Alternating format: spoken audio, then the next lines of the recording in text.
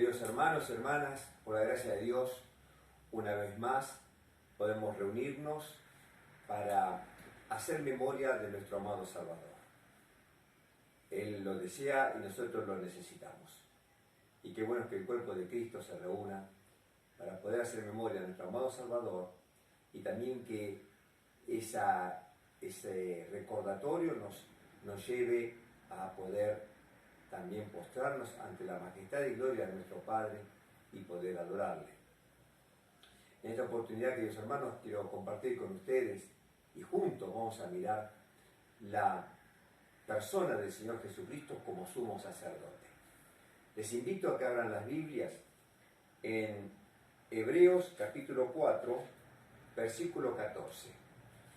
Dice así la palabra de Dios. Por tanto, teniendo un gran sumo sacerdote que traspasó los cielos, Jesús, el Hijo de Dios, retengamos nuestra profesión, porque no tenemos un sumo sacerdote que no pueda compadecerse de nuestras debilidades, sino uno que fue tentado en todo según nuestra semejanza, pero sin pecado. Acerquémonos, pues, confiadamente al trono de la gracia, para alcanzar misericordia y hallar gracia para el oportuno socorro. Porque todo sumo sacerdote tomado de entre los hombres es constituido a favor de los hombres en lo que a Dios se refiere, para que presente ofrendas y sacrificios por los pecados, para que se muestre paciente con los ignorantes y extraviados, puesto que Él también está rodeado de debilidad, y por causa de ella debe ofrecer por los pecados, tanto por sí mismo como también por el pueblo. Y nadie toma para sí esta honra, sino el que es llamado por Dios, como lo fue Aarón. Así tampoco Cristo se glorificó a sí mismo, haciéndose sumo sacerdote, sino el que le dijo: tú eres mi hijo, yo te he engendrado hoy, como también dice en otro lugar: tú eres sacerdote para siempre, según el orden de Melquisedec. Y Cristo, en los días de su carne, ofreciendo ruegos y súplicas, con gran clamor y lágrimas, al que le podía librar de la muerte, fue oído a causa de su temor reverente. Y aunque era hijo, por lo que padeció, aprendió la obediencia. Y habiendo sido perfeccionado, vino a ser autor de eterna salvación para todos los que le obedecen. Y fue declarado por Dios sumo sacerdote según el orden de Melquisedec. Y antes de continuar, o para mirar un poquito este pasaje, vamos a tener una oración y después un tiempo de alabanza. Vamos a orar. Señor, gracias te damos porque tenemos el deseo de reunirnos. Estamos reunidos en espíritu, a la distancia, pero unidos. Y Padre querido, deseamos que este tiempo de aislamiento pase rápido, para que juntos podamos nuevamente volver a reunirnos en Solesi 274 y poder de esta manera disfrutar de la comunión práctica los unos con los otros. Pero mientras tanto te damos gracias porque podemos reunirnos así a la distancia, pero cercanos en espíritu, y poder, Señor, agradecerte por todo el bien que nos das, y que podamos en esta hora hacer memoria todos juntos de nuestro amado y bendito Salvador. Queremos, Señor, que tú bendigas el desarrollo de esta reunión. Te lo rogamos en el nombre del Señor Jesús. Amén.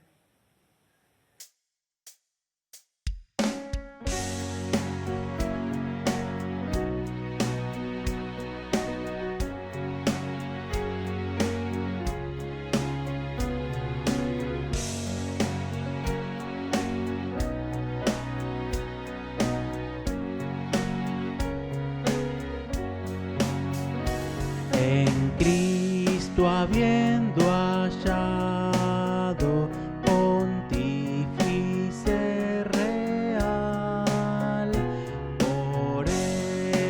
Dios llegamos con libertad filial y siendo su santuario el único lugar en donde a nuestro Padre podemos alabar. Con júbilo venimos, con himnos de loor, alegres celebramos las glorias del Señor, perfumes difundiendo de suave adoración al que fue siempre digno de toda bendición.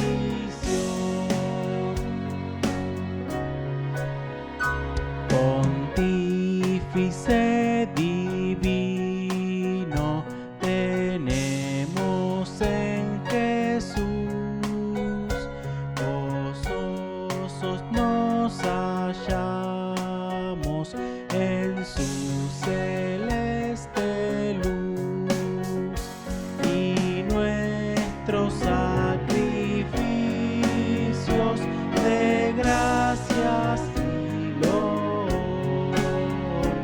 en coro alegre suben por Cristo a ti, Señor. Honor y excelsa gloria te damos, nuestro Dios, de corazones gratos es eco nuestra voz.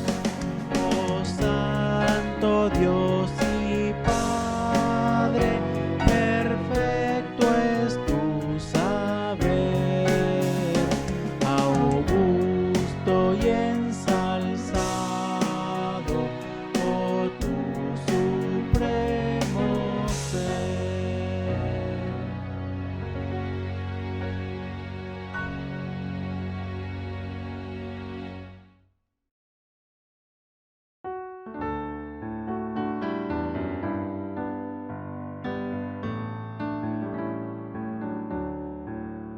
Grato es decir la historia del celestial favor de Cristo y de su gloria, de Cristo y de su amor. Me agrada referirla, pues sé que es la verdad y nada satisface cuál es ya mi ansiedad. Qué bella es esa historia, mi tema ya en la gloria será la antigua historia de Cristo y de su amor. Grato es decir la historia más útil al mortal, que en gloria y portentos no reconoce igual. Me agrada referirla, pues me hizo mucho bien. Por eso a ti deseo decírtela también. Qué bella es esa historia, mi tema ya en la gloria será la antigua historia de Cristo y de su amor. Grato Grato es decir la historia que antigua sin vejez parece al repetirla más dulce cada vez. Me agrada referirla, pues hay quien nunca oyó que para serlo salvo el buen pastor murió. Qué bella es esa historia, mi tema ya en la gloria será la antigua historia de Cristo y de su amor. Grato es decir la historia, el que la sabe ya, parece que de oírla sediento aún está, y cuando el nuevo canto en gloria cantaré, será la antigua historia que en vida tanto amé. Qué bella es esa historia, mi tema ya en la gloria será la antigua historia de Cristo y de su amor.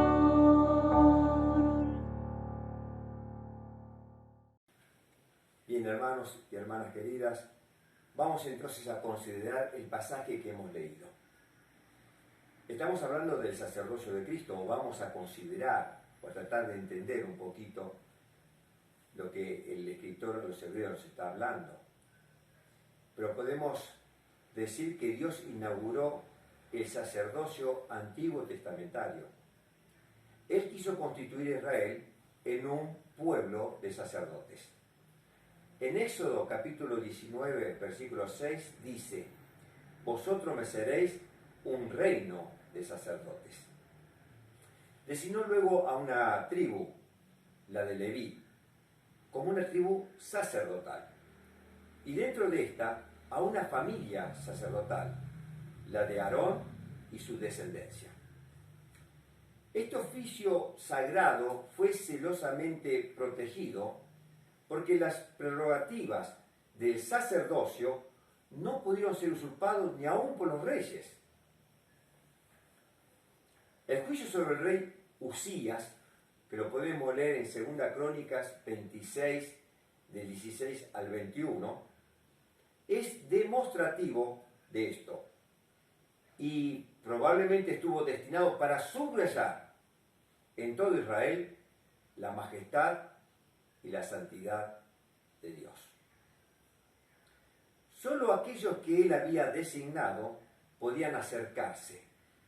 Solamente Aarón y su descendencia fueron admitidos al oficio sacerdotal y podían entrar al lugar santo, y solo el sumo sacerdote podía aproximarse a Dios en el lugar santísimo. El escritor a los Hebreos, el Espíritu Santo, desarrolla la doctrina del sacerdocio de Cristo. Y en el capítulo que hemos leído de 5.1 nos da la noción básica del sacerdocio. Pero para poder seguir avanzando, nos preguntamos, ¿qué es un sacerdote? Un sacerdote es uno que es designado para actuar en beneficio de los hombres en relación con Dios delante de Dios. El objetivo fundamental, la razón de ser del sumo sacerdocio, es que el hombre pueda tener acceso a Dios. Dijimos, el autor de los Hebreos desarrolla el gran concepto del sacerdocio del Hijo de Dios sobre la base del sacerdocio levítico.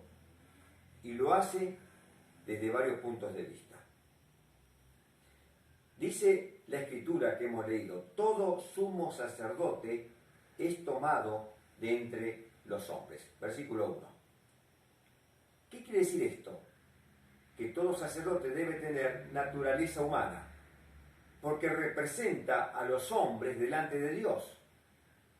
Su misión tiene un carácter representativo y por esto su humanidad es esencial. Para ser fiel sumo sacerdote de su pueblo, para cumplir su tarea como sacerdote, Cristo se ha hecho uno con los hombres, sin dejar de ser lo que siempre fue, uno con Dios. Miremos rápidamente en qué aspecto Cristo está unido a los hombres. En primer lugar, es una unidad en su naturaleza. Para representar a los hombres ante Dios se requería una naturaleza humana. Cristo la asumió en todo, con excepción del pecado. Esta impecabilidad de Cristo no es un obstáculo, sino precisamente una condición para poder redimir. Los demás sacerdotes debían siempre ofrecer sacrificios por sus propios pecados. Esto no fue necesario en el sumo sacerdocio de Cristo. En segundo lugar, es una unidad con los hombres en sus tentaciones, que Él sufrió en su plenitud. La sufrió. Cuando cantamos el himno 423, hay una estrofa que dice: no hay aflicción ni tentación que no sienta el Señor. Y en tercer lugar, es una unidad en la experiencia de la muerte, que Él sintió en un sentido real, aunque vicario y representativo. El sumo sacerdote tiene como responsabilidad principal el servicio sacrificial en relación con el pecado. Un sacerdote no podía acercarse delante de Dios con las manos vacías, porque estaba designado para que presentara ofrendas y sacrificios por los pecados. ¿Se acuerda que cantábamos un coro? Tendré manos vacías para ti. Cuando vengas, oh Cristo, tú por mí, tendré manos vacías. La idea de un sacerdote o de un sacerdocio se relaciona con la conciencia del pecado por parte del hombre. En el cumplimiento de sus funciones tenía que presentar, por eso no tenía que presentarse con mano vacía, debía presentar ofrendas que son sin sangre y sacrificios que eran ofrendas con sangre que se derramaba.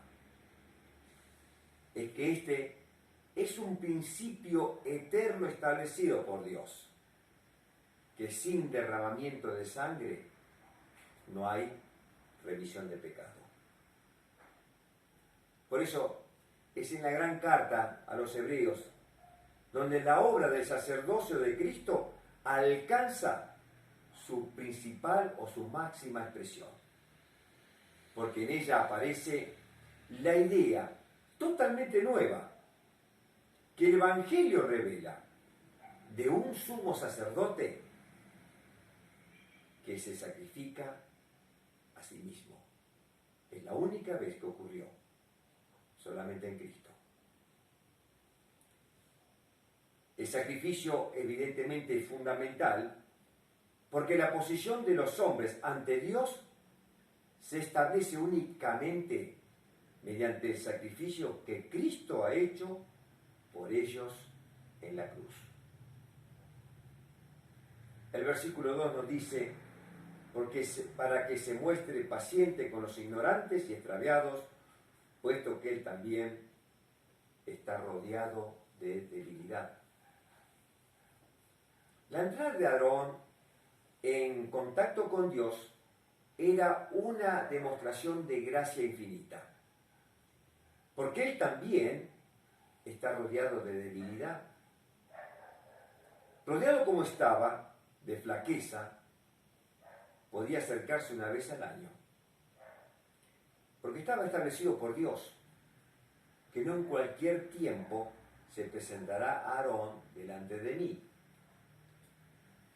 El versículo 3 nos dice, y por causa de ella, por causa de la debilidad de Aarón, de los hombres, debe ofrecer por los pecados, tanto por sí mismo como también por el pueblo. Solamente en el gran día de la expiación hacía a Aarón su entrada en el lugar santísimo. Toda la congregación quedaba afuera, esperando. El sumo sacerdote tenía primero que lavarse, vestirse de lino blanco y ofrecer un becerro en expiación por sus pecados, esparciendo la sangre en el propiciatorio.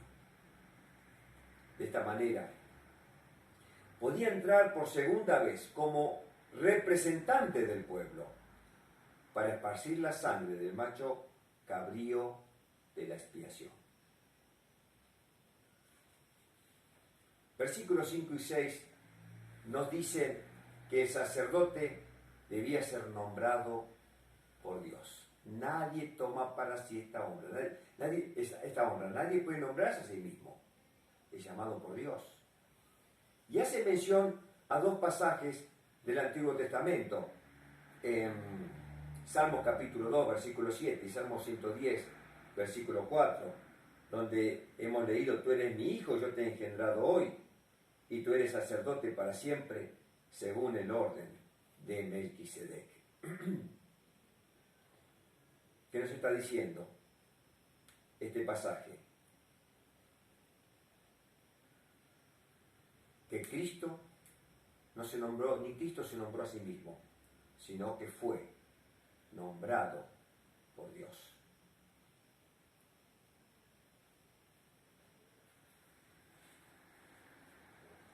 Cuando el Señor dice ahí, cuando la expresión, la palabra dice, tú eres mi hijo, tiene que ver con la resurrección de Cristo y su exaltación a la diestra del Padre.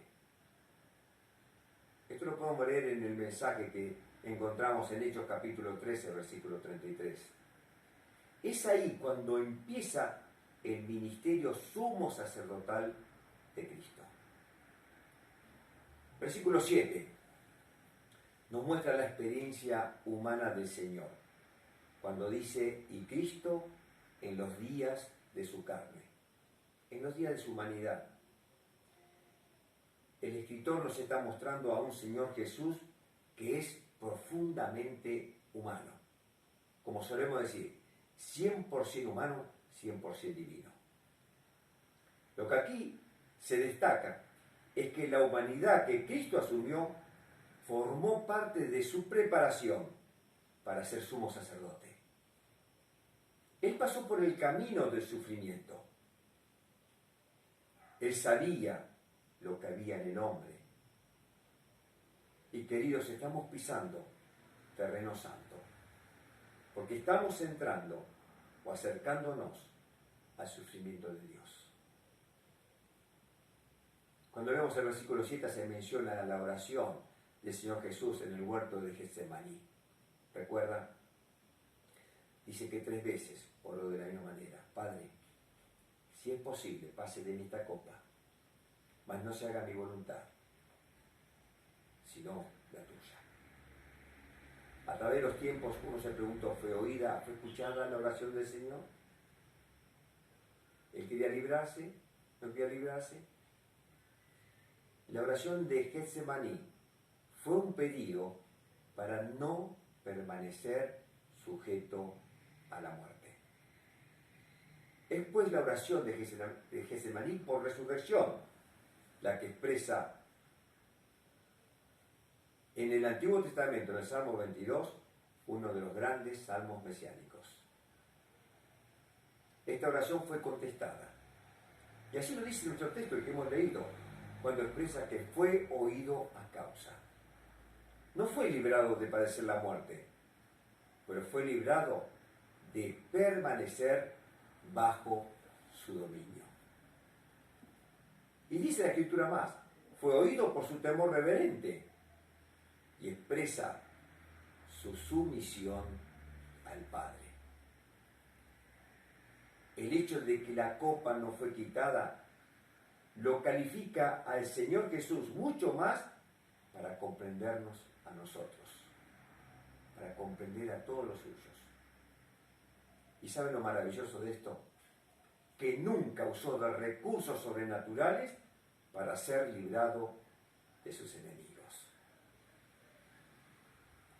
Mientras digo esto, recuerdo cuando Pilato dice, a mí no me hablas, tengo autoridad para librarte de la muerte o darte la muerte. Y recuerdo las palabras del Señor, ninguna autoridad tendría si no te fuera dada de mi Padre. ¿O no crees que pudiera pedir tanta legión de ángeles para que me libraran de esto? Nunca usó de recursos sobrenaturales para ser librado de sus enemigos. El versículo 8 nos habla de que nada puede escapar al conocimiento del Hijo de Dios omnisciente. Pero Él se colocó en condiciones de dependencia y de humillación, en que, como hombre, experimentó el dolor y la angustia. Sus dolores fueron reales, porque la vida de Cristo en la tierra no fue una ficción, sino una experiencia humana. Pero hay un pasaje que un poco nos incomoda. Dice que aprendió la obediencia. Y que aprendiera la obediencia no significa que aprendió a obedecer, sino que aprendió el costo de la obediencia. Significa que adquirió por su obediencia aquella compasión necesaria para participar de toda necesidad del alma humana. Y terminamos con el versículo 9. Y habiendo sido perfeccionado, dice ahí. Es decir, habiendo sido exaltado a la gloria, vino a ser causa de eterna salvación para todos los que le obedecen. Habiendo librado la gran batalla de la cruz y habiendo vencido la muerte, ascendió al cielo, llevando su humanidad y también la nuestra en su estado glorificado al trono mismo de Dios. Qué hermoso es ver la Escritura, poner la mira no en la tierra sino en el cielo, donde está Cristo sentado a la diestra de Dios, intercediendo por cada uno de nosotros. Qué maravilloso es ver a nuestro Cristo como nuestro sumo sacerdote. Aún sigue cumpliendo esta función en el cielo, porque el Espíritu Santo nos lleva a la oración, pero Él es el Hijo el que intercede por nosotros al Padre.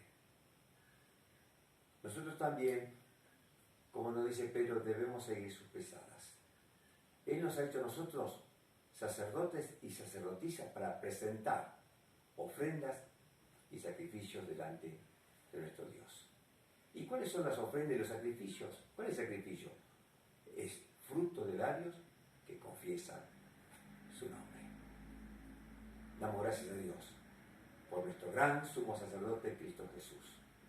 Y en esta hora vamos a tomar el pan para recordar una vez más que el Señor Jesús caminó entre los hombres, tomó forma humana, fue hecho semejantes a nosotros, como lo dice el versículo 14 del capítulo 4 de Hebreos, pero sin pecado.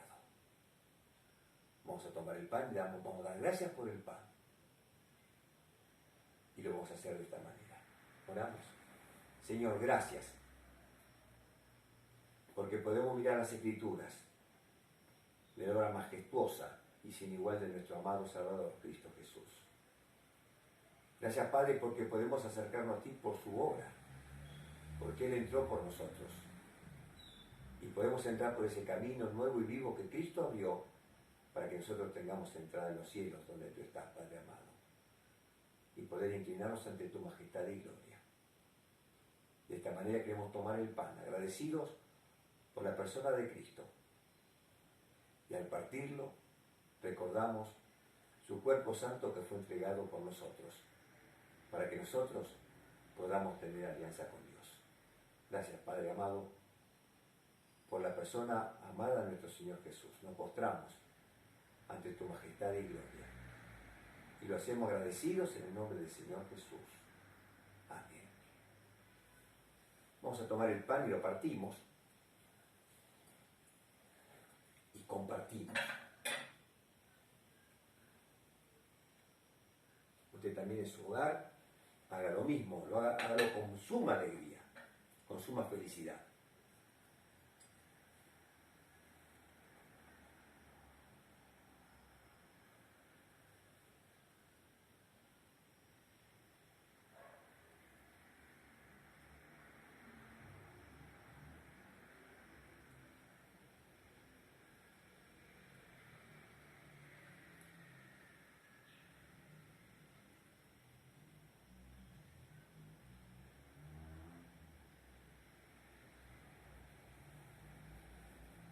Vamos ahora a participar de la copa que contiene vino y nos recuerda el sacrificio cruento de nuestro amado Salvador, ofreciendo ofrendas y sacrificios. Nuestro amado Salvador se sacrificó por nosotros y fue levantado en el altar de la cruz y subió al cielo un aroma perfecto para salvarnos a cada uno de nosotros. Pero miramos la cruz a través de los ojos de la fe y su cuerpo bañado en sangre. La sangre fue derramada para que nosotros podamos tener perdón de pecados, porque la sangre de Jesucristo nos limpia de todo pecado. Vamos a dar gracias por la copa.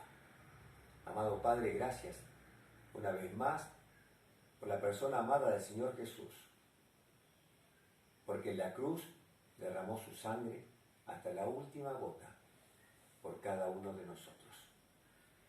Estamos agradecidos y nos postramos y permanecemos postrados ante tu majestad y gloria. En el nombre de Cristo Jesús. Amén.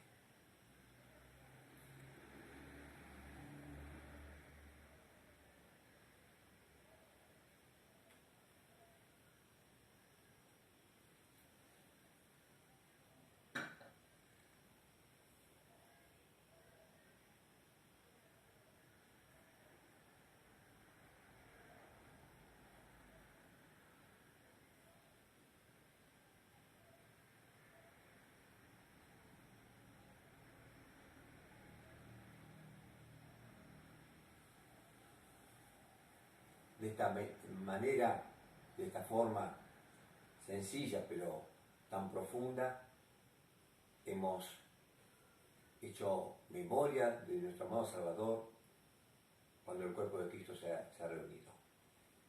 Recordemos, hermanos, de que también entra en la adoración la ofrenda, que separamos para cubrir los gastos y sostener el ministerio, tanto de los hermanos misioneros, como también en las necesidades básicas del desarrollo de nuestras actividades. Que Dios nos bendiga y podamos disfrutar cada día del sacerdocio de Cristo. Preparémonos también para escuchar, luego de esta reunión, la predicación del Evangelio. Con mi esposa los saludamos y esperamos que pronto nos podamos reunir. Hasta luego.